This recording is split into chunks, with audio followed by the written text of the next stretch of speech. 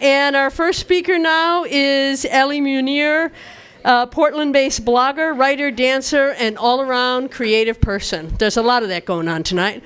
Let's give it up.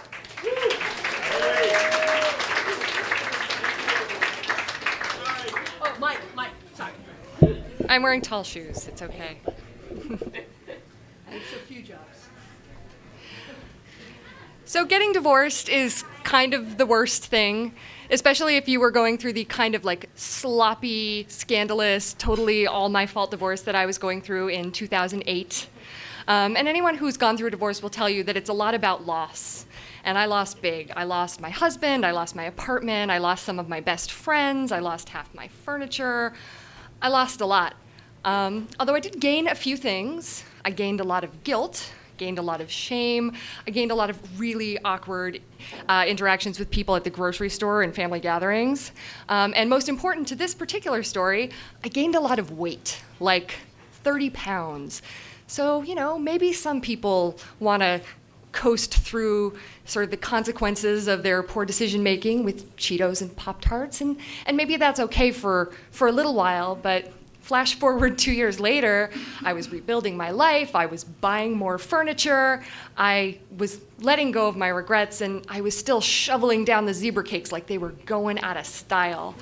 And for the first time in my life, I had crested into the overweight section of the BMI chart, and I was miserable. I felt like I didn't recognize myself in the mirror anymore, like I was wearing somebody else's body, and I knew that I needed to get out of it, but I didn't know what to do. I didn't know how. And obviously the answer to that question is, well, diet and exercise.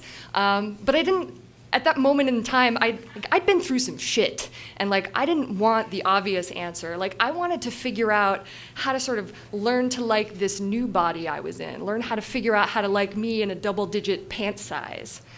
Well, the non-obvious answer presented itself in the form of a glittery pink flyer taped to the wall of a local dive bar bathroom, emblazoned with the phrase, these three life-changing words, amateur burlesque competition. Which would seem like a very not obvious choice for a person who had been like hiding her albino grimace body in like sweatshirts and floppy scarves for months and months, and like didn't even like looking at herself when she had to get naked for the shower. But somewhere in my brain I was like, if I can get up on stage in front of a bar full of drunken, sweaty, hooting people and take my top off, then maybe I can remember what it feels like to be sexy, to be empowered, to be brave in this body that I have now. And so I just threw myself into it, despite very obvious misgivings. I made my own costumes, I mixed my own music, I like practiced every single move, the choreography, like from every last booty pop to the like, oops, where's my undies move. I had it down, like I had that shit so tight, which doesn't mean that I wasn't like totally paralyzed with fear on the day of the actual show. Like, is there a word for like how it feels when you think you're gonna throw up and pass out simultaneously? Because it was that. It was like that for a million seconds while I waited for them to call my name to invite me on stage. It was like presenting Candy Sprinkles, which was a name that I chose for myself because I had crafted the most perfect Valentine's Day themed burlesque routine in local history. It started out with a sample of Ralph Wiggum from The Simpsons saying, "You choo-choo choose me?"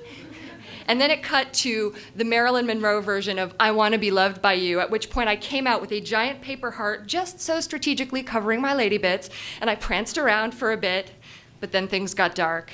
As Marilyn faded out, I had planted a friend in the audience to yell, "Get off the stage and make me a damn sandwich," which actually upset a lot of people in the audience at the time because they didn't realize that it was a plant.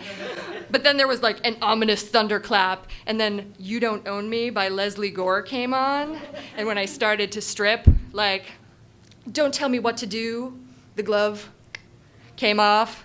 "Don't tell me what to say," phew, perfectly handmade miniskirt drops to the floor. "And please, when you go out with me, don't put me on display," and bam! I had this giant red bow covering my boobs, and I popped it off, exposing my perfectly handcrafted glitter red heart pasties. And then as Leslie Gore faded into the background, I swaggered off into the distance, kicked over a chair, and walked off stage. And it was triumphant and glorious and amazing. And then I had to stand there awkwardly on the stage while the judges gave me their scores, but I'm still in my underwear with no top on, but the lights are up, and it's, but I was in this sort of adrenaline blur, and it was okay. And the scores were good, they were really good, and there was only one contestant left, and the scores were high. I was way in the lead, and I was like, I am going to win this. And then the last contestant came out with the most perfect set of tits in the known universe on a pair of roller skates. And she stripped off everything flawlessly to the Happy Days theme song, and it was no contest. And so, sadly, I lost to roller tits, but I got up on stage and got naked in front of a bunch of hooting, sweaty, drunk people, and nothing bad happened. In fact, somebody told me I had a really nice rack, so right on.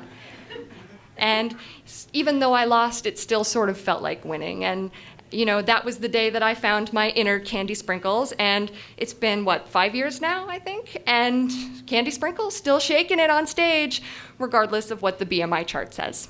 Thank you.